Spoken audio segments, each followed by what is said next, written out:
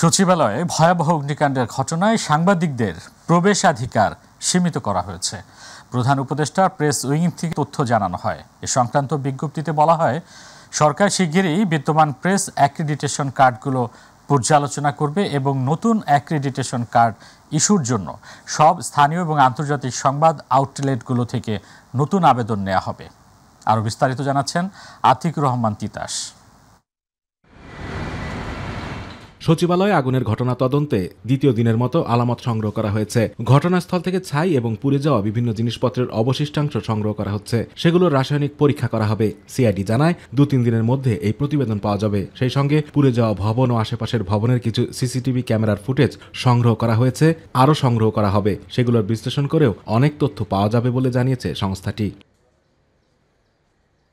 অগ্নিকাণ্ডের পর সাপ্তাহিক ছুটির দিনেও সচিবালয় ঘিরে রয়েছে কঠোর নিরাপত্তা বলয়। 1 নম্বর ফটক ছাড়া অন্যগুলো বন্ধ। সেনাবাহিনী, পুলিশ ও এপিবিএন এর সদস্যরা নিরাপত্তার দায়িত্ব পালন করছেন। সচিবালয়ের আশেপাশে কাউকে দাঁড়াতে দিচ্ছে না আইন শৃঙ্খলা বাহিনীর সদস্যরা। এদিকে সচিবালয়ে ভয়াবহ অগ্নিকাণ্ডের ঘটনায় সাংবাদিকদের প্রবেশাধিকার সীমিত করা হয়েছে। শনিবার সকালে প্রধান উপদেষ্টার প্রেস উইং থেকে তথ্য জানানো হয়। বিজ্ঞপ্তিতে বলা হয়, ভয়াবহ অগ্নিকাণ্ডে ক্ষতিগ্রস্ত কি পয়েন্ট ইনস্টলেশনের নিরাপত্তার কথা মাথায় রেখে সচিবালয়ে সাংবাদিকদের প্রবেশ নিষিদ্ধ করার বিষয়ে সিদ্ধান্ত নেওয়া হয়েছে। এতে আরও বলা হয়, সরকার শিগগিরই বিদ্যমান প্রেস অ্যাক্রিডিটেশন কার্ডগুলো পর্যালোচনা করবে এবং বাতিল করা বিভিন্ন শ্রেণীর সচিবালয় প্রবেশ পাসধারীরা আগামী 15 দিনের মধ্যে বাংলাদেশ পুলিশের বিশেষ সেলের মাধ্যমে নতুন করে অস্থায়ী প্রবেশ পাসের জন্য আবেদন করতে পারবেন। অসুবিধার জন্য সরকার দুঃখিত এবং সাংবাদিকদের সহায়তা কামনা করছেন বলেও উল্লেখ করা হয় বিজ্ঞপ্তিতে। আতিকুর রহমান তিতাস, মাই টিভি। বিএনপির মহাসচিব মির্জা ফখরুল ইসলাম আলমগীর বলেছেন, সংস্কার একটি চলমান প্রক্রিয়া এবং এর জন্য নির্বাচন থেমে থাকতে পারে না। দুপুরে জাতীয় প্রেস ক্লাবে গণতান্ত্রিক পার্টি জাগপা আয়োজিত আলোচনা সভায় তিনি একথা বলেন। দীর্ঘদিন অনির্বাচিত সরকার দেশ পরিচালনা করতে পারে না উল্লেখ করে তিনি বলেন, দ্রুত নির্বাচনের ব্যবস্থা না করলে সমস্যা আরও বাড়তে থাকবে। ডক্টর প্রফেসর ইউনূসের এই অন্তর্বর্তীকালীন সরকারের প্রতি আমাদের পূর্ণ সমর্থন আছে এবং আমরা যেন চাই যে তারা সফল হোক, এই জন্য সমস্ত রকম সহযোগিতা আমরা করতে তৈরি আছি এবং সবচেয়ে বেশি অনুরোধ করব দ্রুত করে এই নির্বাচনের ব্যবস্থা করুন। তার এই সমস্যাগুলো, সংকটগুলো আরো বাড়তেই থাকবে এবং আমাদের এই যে স্বাধীনতার সার্বভৌমত্ব বলেন, বর্ডার সমস্যা বলেন, আপনার এই যে সাবোটাজ করার যে সমস্ত ঘটনা ঘটছে, এই ঘটনাগুলো কিন্তু কমানো যাবে না। তাই আসুন আমরা সবাই ঐক্যবদ্ধ হয়ে আমাদের দেশের কল্যাণের জন্য কাজ করি। সচিবালয় আগুন গভীর ষড়যন্ত্রের অংশ বলে মন্তব্য করেছেন বিএনপির সিনিয়র যুগ্ম মহাসচিব রুহুল কবির রিজভী। বলেন, অর্থ পাচার এবং দুর্নীতির ফাইলপত্র নষ্ট করতেই সচিবালয়ে আগুন দেওয়া হয়েছে।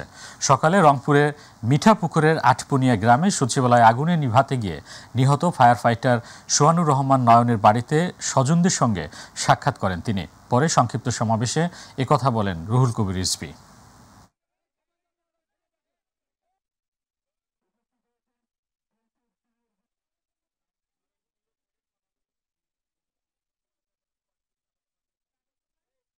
যারা জনগণের এই টাকা পাচার করেছেন, এটাতে একটা ঘটনা উঠেছে, আরো কত ঘটনা আছে। সেই ঘটনাগুলো চাপা দেওয়ার জন্যই 9 তলা ভবনের কয়েকটি মিনিস্ট্রি, আপনার স্থানীয় সরকার, রাস্তা, রোড, ডাক এবং এলজিডিতে বললাম স্থানীয় সরকার এবং ডাক, তার মিনিস্ট্রি, এগুলোর গুরুত্বপূর্ণ ফাইল পুড়িয়ে দেওয়া হয়েছে।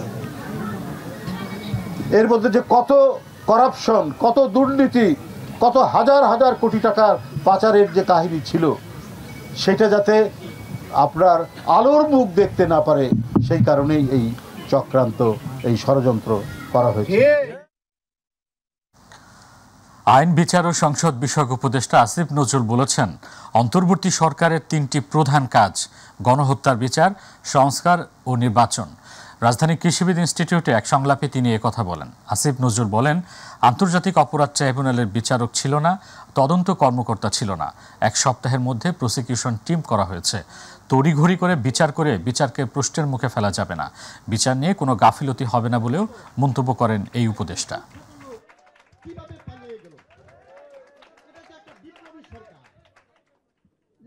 আপনি এক জায়গায় দাঁড়িয়ে কথা বলুন, একটা জায়গায় দাঁড়িয়ে কথা বলুন। এটা তো একটি বিপ্লবী সরকার। বিপ্লবী সরকার তো আপনারা এক্স্যাক্টলি কোন লোকটাকে প্রশ্ন করতে হবে জানেন না, বা করেন না। যেহেতু আমাকে চিনেন, মনে করেন ওনাকে প্রশ্ন করলে একটু পত্রিকা ভালো মতো অ্যাডভার্টাইজ ওনাকে করি। তা আমাকে যখন প্রশ্ন করেন, ধরেন একটা ব্যাপারে আমি আর স্বপন ভাই দুজন আছি, ধরেন স্বপন ভাই দায়ী লোকটার ব্যর্থতার জন্য। তা আপনি যখন আমাকে দায়ী করেন, স্বপন ভাই তো হবে আরে আমার দিকে ধরতেছে না, ভালোই আছে আমি। তা আপনার অ্যাকাউন্টেবিলিটির প্রথম শর্ত হচ্ছে যার কাজ তাকে প্রশ্নবিদ্ধ করা। প্লিজ সেই কাজটা করেন, তাহলে আমাদের সবার কাজের মান বাড়বে, আমাদের অ্যাকাউন্টেবিলিটিটা বাড়বে। জামায়াতে ইসলামের আমির ডাক্তার শফিকুর রহমান বলেছেন, আওয়ামী লীগ ২৬ লক্ষ কোটি টাকা বিদেশে পাচার করেছে। ভিক্ষুকদের কাছ থেকেও চাঁদা আদায় করত। ওলামাদের কাছ থেকে মাইক কেড়ে নেওয়া হয়েছে। সকালে রাজধানী সোহরাওয়ার্দী উদ্যানে খেলাফত মজলিসের দ্বাদশ অধিবেশনের প্রধান অতিথির বক্তৃতায় তিনি এসব কথা বলেছেন। শফিকুর রহমান বলেছেন, আওয়ামী লীগ প্রয়োজনে পুলিশকেও ব্যবহার করেছে। বিশৃঙ্খলা ষড়যন্ত্র সমস্ত ওলামায়ে কেরামগণ তা ঐক্যবদ্ধভাবে প্রতিহত করেছে বলেও মন্তব্য করেন তিনি। বিপ্লবের পরে অনেকে উস্কানি দিয়েছিল, তারা ওয়াক পেতে অপেক্ষা করছিল যে বাংলাদেশে একটা ব্যাপক বিশৃঙ্খলা দেখা দেবে। কিন্তু আলহামদুলিল্লাহ, আল্লাহ শুকর, দায়িত্ব নিয়ে সমস্ত ইসলামী দল তারা পাহারাদারের দায়িত্ব পালন করে। আর কোনো ফ্যাসিবাদের ঠাঁই বাংলার মাটিতে হবে না বলে মন্তব্য করেছেন জামায়াতের আমির ডাক্তার শফিকুর রহমান। এছাড়াও তিনি কঠোর হুঁশিয়ারি উচ্চারণ করে বলেন, যারাই দেশকে ফ্যাসিবাদের দিকে নিয়ে যাবে রাষ্ট্রের প্রয়োজনে তাদের প্রতিহত করা হবে। জাতীয় শহীদ বীরদের দলীয়করণ না করার আহ্বান জানান জামায়াতের আমির। আবু সাইদ অপু রিপোর্টে আরো বিস্তারিত। প্রেরণার গণ অভ্যুত্থান ২৪ নিয়ে জুলাই আগস্ট বিপ্লবে আহত ও পঙ্গুত্ব বরণকারীদের স্মৃতিচারণে ঢাকা মহানগরী দক্ষিণের উদ্যোগে বাংলাদেশ জামায়াতে ইসলামী আয়োজন করে এই আলোচনা সভার। আয়োজনে গণ অভ্যুত্থান ২৪-এর বিপ্লবে আহত ও পঙ্গুত্বরা তুলে ধরেন তাদের হৃদয় বিদারক স্মৃতি। কথা বলেন গণ অভ্যুত্থানে সেই অনাকাঙ্ক্ষিত দিনগুলোর কথা। পিছনে থেকে গুলি করা শুরু করলো, করার পর আমাদের ৫ জন জায়গায় ডেড। এখন আমরা সব পিছনে দৌড়ে চলে গেলাম। চলে যাওয়ার পরে কন্টেইনার সরাই এই গাড়ির টান দিয়ে আবার এক টাইমে ১৫-২০ জন মাইরা ফেলাইছি। আমি মরে যেতাম, আমি জীবনে বাঁচতাম না। আমি কোনো দল করি না, আল্লাহ জামায়াত ইসলাম যে কদিন বাঁচে থাকবো, মরে গেলে ২ পাও গেছে ২ হাত বুক জান দিয়ে দেবো জামায়াত ইসলামের লেগা। আল্লাহ এখন সারা জীবন বাঁচাই দাও। আমি এত জোরে যে সিলাইতেছি, কেউ বাঁচান আমার রক্তে এক সাইড পুরো বাইশা গেছিল। পরে দিয়ে যান পুলিশ ওই সাইড থেকে বড় মাদ্রাসা যাত্রাবাড়ি ওই সাইড থেকে একদল আইতাছিল, বলে পুলিশগুলো দেখে কাজলার দিকে দৌড় মারছে। আমরা বলি না আমাদের চাকরি দেন, আমাদের টাকা পয়সা দেন, আমরা বলি না আমার আগের জীবন ফিরিয়ে দেন, আমাদের শুধু সুচিকিৎসা ব্যবস্থা করে দেন। সরকারের কাছে একটা অনুরোধ করতে চাই, আপনারা সরকার আমাকে এই বাসস্থান ঠিক করে দেয় সেই আবেদন করছি। এরপর কথা বলেন বাংলাদেশ জামায়াতে ইসলামের কেন্দ্রীয় সহকারী সেক্রেটারি জেনারেল মাওলানা আব্দুল হালিম। বলেন, বৈষম্যবিহীন সমাজ গঠন করাই জামাতের একমাত্র লক্ষ্য। আমাদের যেসব ভাইরা এই জুলাই বিপ্লবে জীবন দিয়েছেন, আহত হয়েছেন, পঙ্গুত্ব বরণ করেছেন, তাদের ত্যাগ কোরবানির বিনিময়ে আল্লাহ তাআলা এখন উন্মুক্ত বাংলাদেশ আমাদের উপহার দিয়েছেন। জুলাই গণ অভ্যুত্থানে যারা শহীদ হয়েছেন এবং পঙ্গুত্ব বরণ করেছেন, জামায়াতে ইসলামী সবসময় পাশে থাকবে বলে মন্তব্য করেন জামায়াতে ইসলামের আমির ডক্টর শফিকুর রহমান। জাতীয় শহীদ বীরদের দলীয়করণ না করারও আহ্বান জানান তিনি। ফ্যাসিবাদীরা মানুষ নয়, মানুষ হলে মানুষকে এইভাবে খুন করতে পারে না। আপনারা দেখছেন অনবরত মিডিয়া আসছে, তিনি বাহিনী প্রধানদেরকে হুকুম করেছিলেন, যত মানুষ খুন করে হয় আমার গদি ঠিক রাখো। জাতির জন্য লড়াই করেছেন, আমরা গর্বিত, কৃতজ্ঞ, শুকরিয়া আদায় করি। তো আবার যদি এই ধরনের কোনো প্রয়োজন হয়, আপনারা কি লড়তে পারবেন? কারণ আপনাদের তো কারো হাত নাই, কারো পা নাই, কেউ চোখে কম দেখছেন অথবা একেবারেই দেখছেন না, আপনারা তখন কি করবেন? এই যে ইনশাল্লাহ আজকে যারা বলেছেন, তারা সকলে বলেছেন এক হাত আল্লাহর জন্য, দেশের মানুষের জন্য দিয়েছে, আল্লাহ সুযোগ দিলে দ্বিতীয় হাত দিয়ে দেবে। পা চলে গিয়েছে, অসুবিধা নাই, প্রয়োজনে আরেক পা দিয়ে দেব, তবুও কোনো ফেসিবাদকে আমরা বরদাস্ত করব না। পরে গণ অভ্যুত্থানে আহত ও পঙ্গুত্ব বরণকারীদের আর্থিক প্রণোদনা দেওয়া সহ ক্ষতিগ্রস্তদের সাথে সৌজন্য সাক্ষাৎ করেন জামায়াতের আমির ডক্টর শফিকুর রহমান। আবু সাইদ অপু, মাই টিভি, ঢাকা। সারা দেশের অপরাধ নিয়ন্ত্রণে পুলিশের কাছে ম্যাজিক নেই, তবে সব প্রতিকূল অবস্থার মধ্য দিয়ে পুলিশ ঘুরে দাঁড়ানোর চেষ্টা করছে বলে মন্তব্য করেছেন আইজিপি বাহারুল আলম। তিনি বলেন, ছিনতাই, খুনের মতো অপরাধ কমাতে পুলিশ কাজ করে যাচ্ছে। দুপুরে রাজারবাগে বাংলাদেশ অবসরপ্রাপ্ত পুলিশ অফিসার্স কল্যাণ সমিতির বার্ষিক সাধারণ সভায় এমন মন্তব্য করেন তিনি। এ সময় বিশেষ অতিথির বক্তব্যে ডিএমপি কমিশনার বলেন, স্বাধীনতার পর এমন পুলিশ বাহিনী দেখতে চায়নি জনগণ। জুলাই আগস্টের ছাত্র আন্দোলনে পুলিশের ভূমিকা ছিল প্রশ্নবিদ্ধ।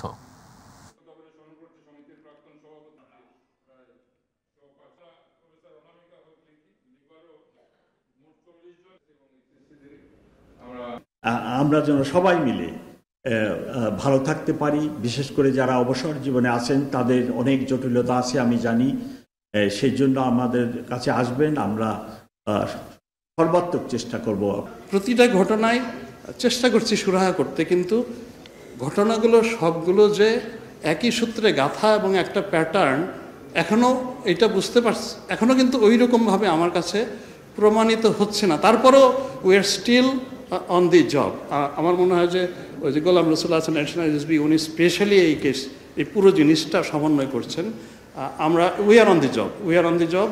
আমার মনে হয় যে এরকম কিছু যদি থাকে আমরা এটা প্রতিরোধ করতে পারবো ইনশাআল্লাহ। তিব্বতের পূর্ব সীমান্তে বিশ্বের বৃহত্তম জলবিদ্যুৎ প্রকল্পের বাঁধ নির্মাণের এক উচ্চাভিলাষী পরিকল্পনা নিয়েছে চীন। এই প্রকল্প বাস্তবায়িত হলে ভাটিতে থাকা ভারত ও বাংলাদেশের কোটি কোটি মানুষের উপর তার প্রভাব পড়তে পারে বলে জানিয়েছেন বিদেশি বিভিন্ন সংবাদ মাধ্যম। অপরদিকে ভবিষ্যতেও নদীটি ঘিরে আরও পরিকল্পনা হাতে নেয়ার কথা জানিয়েছে শি জিনপিং প্রশাসন। জুবায়ের রহমানের রিপোর্ট।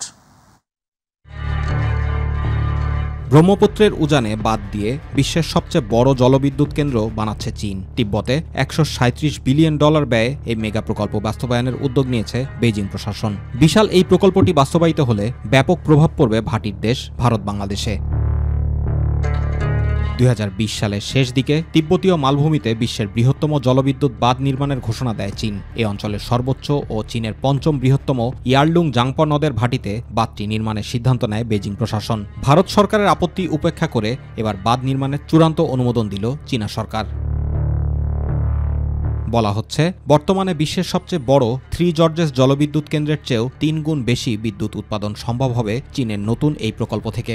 বছরে বিদ্যুৎ উৎপাদন হবে প্রায় 30,000 কোটি কিলোওয়াট প্রতি ঘন্টা। ব্যয়ের দিক থেকেও এটি 3 জর্জেস জলবিদ্যুৎ প্রকল্পকে ছাড়িয়ে যাবে বলে ধারণা করা হচ্ছে। তবে তিব্বতীয় মালভূমিতে চীনের এমন উচ্চাভিলাষী প্রকল্পের কারণে ক্ষতিগ্রস্ত হতে পারে ভারত বাংলাদেশের কোটি কোটি মানুষ। তিব্বত ছাড়াও চীন, ভারত, ভুটান এবং বাংলাদেশের মধ্য দিয়ে নিম্নমুখে প্রবাহিত হয় ইয়ারলুং জাংপ নদ, যা ব্রহ্মপুত্র নামে ভারতের অরুণাচল প্রদেশ ও আসাম হয়ে প্রবেশ করে বাংলাদেশে। বৃহৎ এই নদীর নিম্নভাগে বাঁধ নির্মাণের সিদ্ধান্ত ঘিরে ব্যাপক উদ্বেগ তৈরি হয়েছে ভাটির দেশগুলোতে। শঙ্কা, বাঁধটির কারণে পাল্টে যেতে পারে নদের নিম্নভাগের পানি প্রবাহ এবং গতিপথ, যাতে নেতিবাচক প্রভাব পড়তে পারে ভারত ও বাংলাদেশে। ধারণা করা হচ্ছে বাঁধটি নির্মাণের ফলে বাস্তুচ্যুত হতে পারে বহু মানুষ, এমনকি ঝুঁকিতে পড়তে পারে তিব্বতের নিম্নভাগের পানি সরবরাহের ব্যবস্থাও। এরই মধ্যে ইয়ারলুং জাংপ নদের উপরিভাগে জলবিদ্যুৎ উৎপাদন শুরু করেছে চীন। ভবিষ্যতেও নদীটি ঘিরে আরও পরিকল্পনা হাতে নেয়ার কথা জানিয়েছে শি জিনপিং প্রশাসন। Zubair Rahman, My TV news. ভরা মৌসুমে কক্সবাজারে পর্যটকের ঢল থাকলেও সেন্ট মার্টিন দ্বীপ প্রায় পর্যটক শূন্য। নভেম্বর থেকে ফেব্রুয়ারি পর্যন্ত প্রতি বছর সেন্ট মার্টিন দ্বীপে পর্যটকদের ঢল নামলেও চলতি মৌসুমে দৃশ্যপট ভিন্ন। সেন্ট মার্টিন দ্বীপে পর্যটক সীমিতকরণ ও 2 মাস যাতায়াত করার সময় বেঁধে দেয়ায় কমেছে পর্যটকদের আনাগোনা। প্রতিনিধি কেফায়েতুল্লাহ খানের তথ্য, ছবিতে আতিক রহমান তিতাসী রিপোর্ট। বর্তমান সরকারের উপদেষ্টা পরিষদের সিদ্ধান্ত অনুযায়ী সেন্ট মার্টিনে নভেম্বর মাসে পর্যটক যেতে পারবেন, তবে রাত্রি যাপন করতে পারবেন না। ডিসেম্বর থেকে জানুয়ারি মাসে সর্বোচ্চ 2000 পর্যটক রাত্রি যাপন করতে পারবেন সেখানে। ফেব্রুয়ারিতে সেন্ট মার্টিনে পর্যটন পুরোপুরি বন্ধ থাকবে। তখন সেন্ট মার্টিন পরিষ্কার পরিচ্ছন্ন করা হবে। পরবর্তীতে এ নিয়ে একটি গ্যাজেটও প্রকাশিত হয়। প্রতি বছর সেন্ট মার্টিন দ্বীপে পর্যটকদের ঢল নামলেও চলতি পর্যটন মৌসুমে ডিসেম্বর মাসের শেষ দিকেও সেন্ট মার্টিন দ্বীপে নেই পর্যটকদের ভিড়। দ্বীপে পর্যটক সীমিতকরণ ও 2 মাস যাতায়াত করার সময় বেঁধে দেওয়ায় কমেছে পর্যটকদের আনাগোনা। এই সিজনে পর্যটন সীমিত করার কারণে আমার দোকানে বেচা কিনা খুব কম, লোক আসতে পারতেছে না। এখন দৈনিক বিক্রি হয় 1000 টাকা 2000 টাকা একরকম বিক্রি হয়। এভাবে বিক্রি হতে আমাদের সংসার চালানো খুব কঠিন হয়ে যাচ্ছে। সংসার নিয়ে আমাদের এভাবে হয়তো চালাতে পারবো না। বর্তমান প্রেক্ষাপটে মিয়ানমার সীমান্ত অনিরাপদের কারণে পর্যটকবাহী জাহাজগুলোকে টেকনাফ সেন্ট মার্টিন নৌপথে চলাচলের অনুমতি দেওয়া হয়নি, যার ফলে কক্সবাজার থেকে বঙ্গোপসাগর হয়ে সেন্ট মার্টিন দ্বীপে আসা যাওয়া করতে হয় পর্যটকদের। এতে সময় লেগে যায় প্রায় 6 থেকে 7 ঘন্টা। এখন আগে এই দিনে আমার এই দোকানে ব্যবসা ছিল প্রায় 25 থেকে 30 হাজার, আজকে আমার দোকানে 5 থেকে 4 হাজার এতটুকু। কিছু বেসলে কিছু ন গুঁড়া সিজন এই দিন এই অবস্থা যদি যাবে আর অবস্থা কি। সার্বিক পরিস্থিতিতে ক্ষতির সম্মুখীন দ্বীপটির সাথে জড়িত নানা পেশার মানুষ। দ্বীপটির স্থানীয় বাসিন্দারা মূলত 4 মাস আয় রোজগার করে 12 মাস জীবনযাপন করত। পর্যটক সীমিতকরণ ও 2 মাস সীমাবদ্ধতা করে দেয় অনিশ্চয়তার মধ্যে জীবনযাপন করছেন এখানকার বাসিন্দারা। প্রতিনিয়ত হিমশিম কাঁপছে। আমার মনে হয় না আজকে 23 দিন মতো সিজন চলতেছে, তার মধ্যে আমি হাত গোনা 5 থেকে 7 হাজার টাকা পাইছি কিনা। বর্তমানে 2 মাসের ইনকাম দিয়ে আমরা 12 মাস আরো কিভাবে চলবো, দ্বীপের মানুষের অবস্থা কি হবে, জীবিকা কি হবে। অফ সিজনে পরিবারের ভরণ পোষণ, ছেলে মেয়েদের পড়াশোনার খরচ ও চিকিৎসা ব্যয় অসম্ভব হয়ে দাঁড়াবে বলে জানিয়েছেন দ্বীপের বাসিন্দারা। তাই ভিন্ন কোনো পরিকল্পনা নেয়ার দাবি জানান তারা।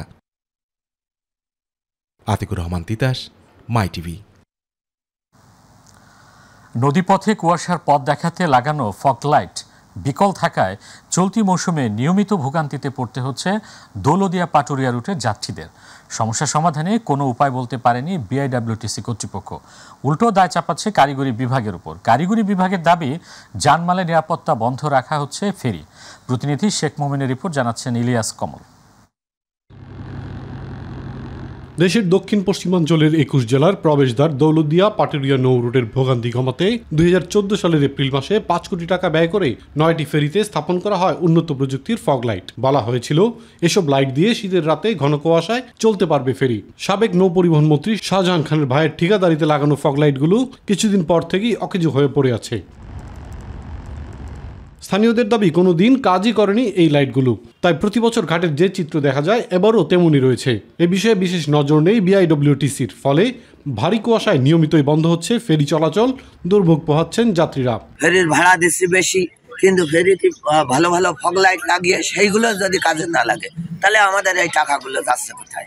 এই যে ফগ লাইট চালু না থাকে তাহলে জনগণের উপকারটা কি হচ্ছে, এই আর কি আমার বলেছে।